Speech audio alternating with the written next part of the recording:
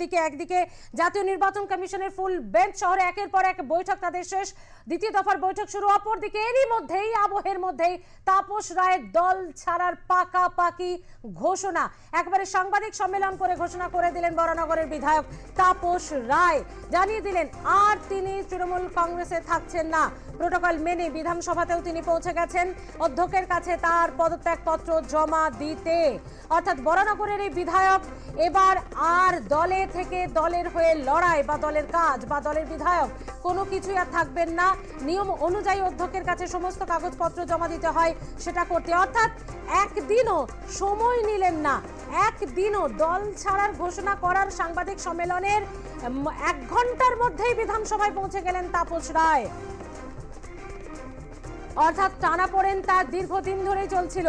ধীরে ধীরে মানসিকভাবে তিনি প্রস্তুতিও নিয়ে ফেলেছিলেন যে তিনি এবার দল ছাড়বেন।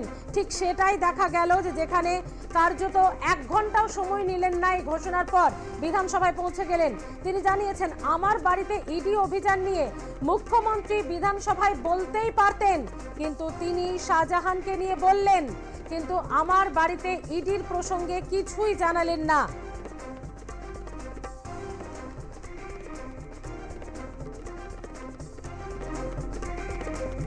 এই বিষয়ে আরো বিস্তারিতভাবে কথা বলবো। আমাদের সঙ্গে রয়েছে আমাদের প্রতিনিধি সায়ন্তিকা বন্দ্যোপাধ্যায়।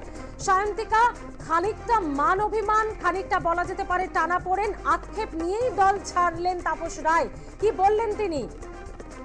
দেখো, একেবারেই তাই। এবং যেটা বলতেই হচ্ছে, লোকসভা নির্বাচনের আগে তৃণমূল শিবিরের কাছে এটা কিন্তু একটা বড় ধাক্কা যে তাপস রায়ের মতন এরকম একজন বর্ষিয়ান রাজনৈতিক ব্যক্তিত্ব তার দল ছাড়া বা তার এখনো পর্যন্ত যেরকমটা ইঙ্গিত পাওয়া যাচ্ছে যে তিনি হয়তো দল ছাড়তে পারেন, তিনি বিধানসভায় পৌঁছে গিয়েছেন। একেবারেই তাই, একটা মান অভিমানের ব্যাপার কিন্তু রয়েছে। এবং সব থেকে গুরুত্বপূর্ণ যে বিষয়টা, যেটা তাপস রায় কিছুক্ষণ আগেই উল্লেখ করেছেন, যে আজকে যখন ব্রাত্য বসু, কুণাল ঘোষ তারা যখন তার বাড়িতে গিয়েছিলেন, তার কার্যত মানভঞ্জন করতে, তার সিদ্ধান্ত পুনর্বিবেচনা করার জন্য একটা আবেদন নিয়ে তারা যখন কথা বলছিলেন, সেই সময় নাকি দলের তরফ থেকে সুব্রত বক্সির মাধ্যমে কুণাল ঘোষের কাছে প্রপোজ নোটিশ এসেছে। এবং এই ইস্যুটাকেই কিন্তু সামনে রেখে তাপস রায় বলছেন যে যখন যে মুহূর্তে কুণাল এবং ব্রাত্য বসু তারা যখন গিয়েছিলেন, তারা কথা যখন বলছেন, সেই সময় দলের তরফে প্রপোজ নোটিশ এসছে, এটাই হচ্ছে দল। এবং আরো একটা বিষয়, যে তার বাড়িতে যখন ইডি অভিযান হয়েছিল, সেই বিষয় নিয়ে মুখ্যমন্ত্রী মমতা বন্দ্যোপাধ্যায় তার বা দল তার পাশে দাঁড়ায়নি বলে একটা বক্তব্য রেখেছেন তাপস রায়। এবং তিনি যেরকমটা বলছেন যে বিধানসভায় মুখ্যমন্ত্রী মমতা বন্দ্যোপাধ্যায় শেখ শাহজাহানকে নিয়ে মন্তব্য করেছেন, শেখ শাহজাহানকে টার্গেট করা হয়েছে বলে তিনি জানিয়েছেন। কিন্তু তার বাড়িতে ইডির এই তল্লাশি, ইডির ভাড়া নিয়ে কোনো রকম কোনো কথা বলেননি মুখ্যমন্ত্রী। সেই জায়গায় দাঁড়িয়ে দলের তরফেও কেউ তার পাশে দাঁড়াননি। স্বাভাবিকভাবেই কিছুটা হলেও একটা ক্ষুব্ধ হয়েছেন তিনি, কিছুটা হলেও দলের উপরে অভিমান জন্মেছে তার। এবং আজকে কিন্তু কার্যত একেবারে রাজনীতির একটা মোড় ঘুরিয়ে দেওয়া দিন এমনটা বলাই যায়। কারণ লোকসভা নির্বাচন পর্যায়ে করা আছে, বিভিন্ন জায়গায় কেন্দ্র বাহিনীর রুটমার্চ শুরু হয়ে গিয়েছে। সেই জায়গায় দাঁড়িয়ে যদি তাপস রায়ের মতন ব্যক্তিত্ব যদি রাজনীতি এরকম একটা সরকারের মতো একটা জায়গা থেকে তিনি যদি তৃণমূল ছেড়ে দেন, তিনি যদি দল ছেড়ে দেন, সেই জায়গা থেকে তৃণমূল শিবিরের কাছে এটা একটা বড় ধাক্কা। এবার দেখার বিষয় একটাই যে তিনি আজকে বিধানসভায় পৌঁছে গিয়েছেন, তিনি কি বিধায়ক পদ থেকে ইস্তফা দিতে চলেছেন, নাকি তিনি দলে থাকবেন, নাকি তিনি দলে থাকবেন না। এইটুকু সময়ের মধ্যে কি তিনি কোনো রকম ভাবে তার কাছে যদি কোনো ফোন যায় বা তিনি যদি তার সিদ্ধান্ত পুনর্বিবেচনা করেন, তাহলে বিষয়টা ঠিক কোন দিকে যাচ্ছে, বা তিনি যদি দল ছেড়েও দেন সেই কথাটাও যদি একেবারে স্পষ্টভাবে বলেন, তারপর ঠিক এই গোটা বিষয়টা কোন দিকে মোড় নেয়, এখন সেটাই দেখার বিষয়। স্মৃতি, ধন্যবাদ সায়ন্তিকা।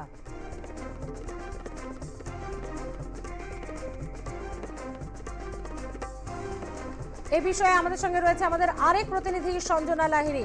সঞ্জনা, ইতিমধ্যে বিধানসভায় পৌঁছে গেলেন তাপস রায়। তার আগে তার বাড়িতে বিস্তর মানভঞ্জনের বৈঠক হলেও তাতে কোনো সুবিধা হলো না। কুণাল ঘোষকেও শোকজ। সব মিলিয়ে এখনো পর্যন্ত কি আপডেট? আর সব থেকে উল্লেখযোগ্য বিষয় যে দল ছাড়ার আনুষ্ঠানিক ঘোষণার পর 1 ঘন্টাও সময় নিলেন না বিধানসভায় পৌঁছতে তাপস রায়।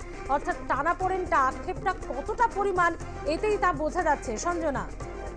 দেখো, দলত্যাগের পরে কিন্তু বোঝাই যাচ্ছে যে তিনি কিন্তু ইস্তফা দেওয়ারও কিন্তু একটা পরিকল্পনা করেছেন। অন্তত আজকে এই তড়িঘড়ি বিধানসভায় আসা এবং স্পিকারের ঘরে সরাসরি ঢুকে যাওয়া সেই ইঙ্গিতটাই কিন্তু স্পষ্ট করে। এবং তোমাকে জানিয়ে রাখি যে কিছুক্ষণ আগে কিন্তু তিনি তার নিজের বাড়িতে বৈঠক করেছেন, তারপরে তিনি সাংবাদিকদের মুখোমুখি হয়েছেন এবং তারপরে কিন্তু সেখান থেকে সরাসরি এসেছেন আজকে বিধানসভায়। কিছুক্ষণ আগেই তিনি বিধানসভায় ঢুকলেন এবং ঢুকেই কিন্তু তাকে দেখা যাচ্ছে যে তিনি কিন্তু স্পিকারের ঘরে গেলেন। সেখানেই কার্যত স্পিকারের সঙ্গে তিনি আজকে একটি বার্তালাপ বা একটি আলোচনা করবেন। তার পরবর্তীকালে তিনি কিন্তু সিদ্ধান্ত নেবেন। তবে তার যেই দল ছাড়ার ইঙ্গিত এবং সেখানে তিনি যে বারংবার বলেছেন যে দলের ভেতরেই যেহেতু অন্তর্দ্বন্দ্ব তার বিরুদ্ধে একটা একাংশ রয়েছেন, সেই জন্য কিন্তু কার্যত তিনি মান অভিমান করেই দল ছাড়ছেন। সেই জায়গা থেকে দাঁড়িয়ে কিন্তু স্পষ্টত বলাই যায় যে আজকে তার বিধায়ক পদেরও কিন্তু শেষ দিন, সেই ইঙ্গিতটাই কিন্তু আরো স্পষ্ট করলো তার এই তড়িঘড়ি বিধানসভায় এসে স্পিকারের ঘরে ঢুকে যাওয়া এবং সেখানে তার সঙ্গে আলোচনা করে। এখন দেখার সেই আলোচনা থেকে বেরিয়ে তাপস রায় সাংবাদিকদের মুখোমুখি হয়ে কি বলেন, কারণ তিনি কিন্তু আজকে বিধানসভায় আরেকটি সাংবাদিকদের মুখোমুখি হবেন, আরেকটি বৈঠক কার্যত একটি সম্মেলন করবেন। সাংবাদিক সম্মেলন বিধানসভার বাইরে বা গেটে হতে পারে, যেমনটা আমরা জানতে পারছি, এবং সেখানে তিনি কি জানান সেটা কিন্তু কার্যত দেখার। ধন্যবাদ সঞ্জনা।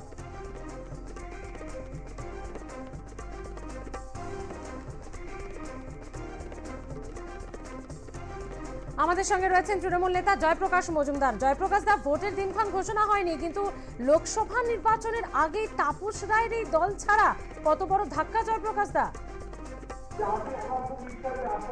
দেখুন, বিধায়ক পদ ছাড়তে তিনি বিধানসভা পৌঁছেছেন বলে আমরা খবর পেয়েছি। তার পরবর্তী ক্ষেত্রে লজিক্যাল পদক্ষেপ হতে পারে দল ছাড়া। এবং তাপস রায় দীর্ঘদিনের রাজনীতিবিদ, বর্ষিয়ান রাজনীতিবিদ, যুবর নেতৃত্ব দিয়েছেন, ছাত্র পরিষদের নেতৃত্ব দিয়েছেন, তারপরে তৃণমূল কংগ্রেসে, আমরা একসঙ্গে কংগ্রেসেও কাজ করেছি, তৃণমূল কংগ্রেসেও তার নেতৃত্বে কাজ করেছি। সুতরাং একদিক থেকে দেখতে গেলে দীর্ঘদিনের তার যে রাজনৈতিক মতবাদ, মূল্যায়ন, সেটাকে ছেড়ে তিনি অন্য মতবাদে যাওয়ার কথা ভাবছেন এবং সেই ক্ষেত্রে তাকে আমি শুভেচ্ছা জানাচ্ছি। তার ব্যক্তিগত যে রাজনৈতিক পরিসর, সেটা তার অধিকার এবং সেই পরিসরকে আমি সম্মান জানাই এবং বলছি সামনের দিনে তার রাজনৈতিক যে রাস্তাতে হাঁটুন না কেন, তাপসদা সেখানে এগিয়ে যাক। কিন্তু শেষ সময়ে এই সিদ্ধান্ত আমার মনে হয় না তার জন্যও ভালো হবে এবং আমাদের দলের ক্ষতি হবে না। কেন, আমাদের দলের সকলকে নিয়ে চলে, মমতা বন্দ্যোপাধ্যায়ের আদর্শে নেতৃত্বে চলে। এর আগে মুকুল রায় গিয়েছিলেন, এর আগে শুভেন্দু অধিকারী গিয়েছিলেন, তাতে দলের ক্ষতিবৃদ্ধি হয়নি। তাপস বাবুর জন্যও কোন রকম ক্ষতিবৃদ্ধি হবে না। জয়প্রকাশ দা, আমার আরেকটা প্রশ্ন ছিল। তাপস রায় দল ছাড়ার পর বলছেন যেদিন ইডি রেড হলো শাহজাহানকে নিয়ে দাঁড়িয়ে মুখ্যমন্ত্রী বিধানসভায় বললেন, কিন্তু আমার প্রসঙ্গে একটা কথাও বললেন না। এক রাশ অভিমান, কিছু বলবেন? দেখুন, মান অভিমান নিয়ে তো রাজনীতি চলে না।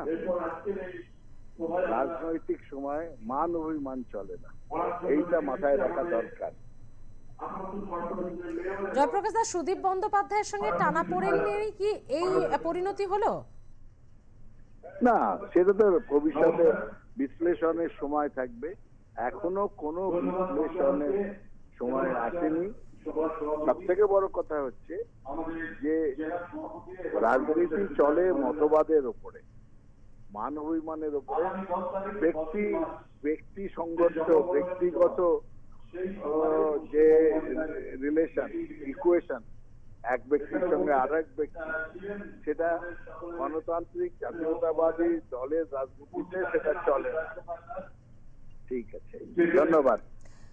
ধন্যবাদ জয়প্রকাশ দা কথা বলার জন্য। তাপস রায় দল ছাড়লেন, যে ছবিটা দেখছেন অধ্যক্ষের ঘরে তিনি প্রবেশ করছেন, সব মিলিয়ে কিন্তু যে বিষয়টি বারবার উঠে আসছে, টানাপোড়েন, মান অভিমান, আক্ষেপ, দীর্ঘদিন দলে ব্রাত্য হয়ে থাকা, দীর্ঘদিন দলে গুরুত্ব না পাওয়া, উত্তর কলকাতা জেলা সভাপতির পদ থেকে সরানো, মন্ত্রিত্বের তালিকায় তার নাম না থাকা এবং সর্বশেষ, এগুলো তো ছিলই, সর্বশেষ সুদীপ বন্দ্যোপাধ্যায়ের মাধ্যমে তিনি বারবার যেটা বলছিলেন, তার বিরুদ্ধে অভিযোগ করছিলেন, নাম করে অভিযোগ করছেন সুদীপ বন্দ্যোপাধ্যায়ের বিরুদ্ধে। কখনো দেখা গিয়েছে উত্তর কলকাতায় তার গুরুত্ব একেবারেই যেখানে চরম সীমায় ছিল তার থেকে তলানিতে, মন্ত্রিত্বে না থাকায় সবগুলো তো ছিলই, কিন্তু ইডি রেডের পর দলের কোনো রকম খোঁজখবর না নেওয়া, তার পাশে না থাকা, এই বিষয়টিকে কোনোভাবেই বর্ষিয়ান এই তৃণমূল নেতা মেনে নিতে পারেননি। অবশেষে এই সিদ্ধান্ত নিতে তাই তিনি বাধ্য হয়েছেন, স্পষ্টই জানিয়েছেন, কোনো রাগঢাক করেননি, স্পষ্ট কথা জানিয়েছেন তিনি। এবং জানিয়ে এই দল ছাড়ার ঘোষণা করে তিনি বিধায়ক যেহেতু সেই পদ থেকেও সরে দাঁড়াতে 1 ঘন্টাও সময় নিলেন না, অধ্যক্ষের ঘরে বিধানসভায় পৌঁছে গেলেন তাপস রায়।